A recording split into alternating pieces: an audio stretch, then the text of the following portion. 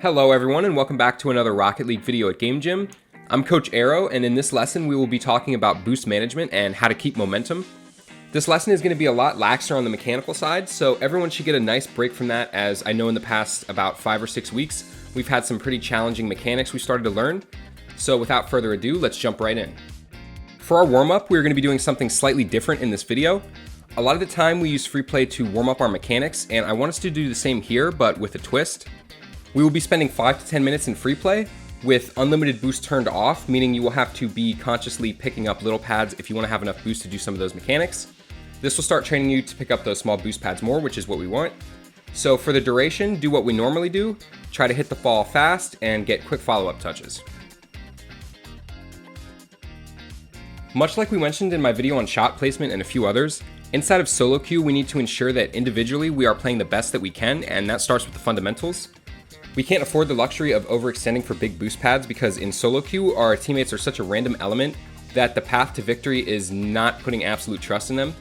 I just wanted to stress the importance of what we're learning here, so let's continue. Alright guys, the first thing we're going to learn in practice is picking up small boost pads. Now, if anyone has ever told you that you need big boost pads to survive, they're lying to you, and you all are about to learn why. Going for a big boost will often put us out of position and render us unable to contribute like we should be able to, and now throw that in with how unreliable teammates can be and you have a recipe for disaster. Now, I personally know this is not an easy habit to break. I still find myself going for big boosts I shouldn't to this day, and even the top RLCS players, are going to be guilty of this from time to time. But consistent practice will have you see improvement. We've already practiced picking up small pads a little bit in our warm-up, so now take a look at these two images of boost paths. Then go ahead and practice following each one in free play for about 2.5 minutes each. Make sure to keep regenerating boost turned off, otherwise this whole exercise is pointless.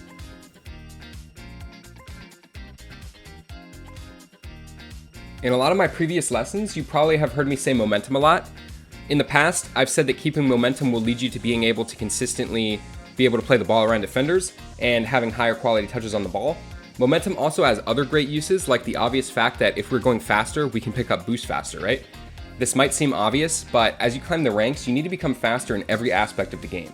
Now we're going to practice a really quick method of getting to supersonic speed fast without boost.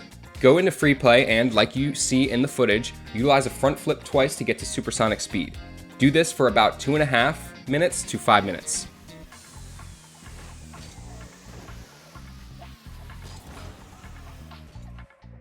Now that we've learned how to get to supersonic speed fast, practice picking up some little pads, and also practice some basic boost pathing, I'm now offering you guys a challenge here. Right now you are seeing images of boost paths, and what we're going to do is attempt these in free play, but we're going to time ourselves. Speed, like we mentioned, is important, and we want to be experts at these boost pickups, and a good and fun way for us to work with that is to time ourselves and work to improve that time.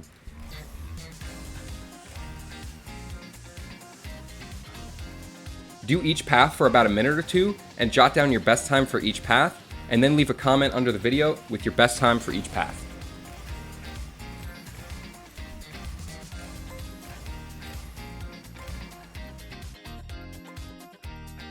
Now to finish off the video, we're going to be practicing all of this in an online session. Here, I want you guys to try and play a ranked session while focusing on not going for big boost pads. Now, obviously, sometimes you will have to pick them up. Our goal here isn't to throw games or anything to practice this. If there's a good boost steal, for instance, that will help your team win, do it. If you really need boost, you can go for that big boost pad. However, if you need boost throughout the session, you should focus on achieving that by picking up little pads first and not big ones. Those little pads will add up really quickly and refill your tanks, I promise, and you will see that when you do this. Do this in a game mode of your choice for 30 to 45 minutes. Alright, that's going to do it for this video. Thanks for tuning in, everyone. This was Coach Aero, and I'll see you in the next one.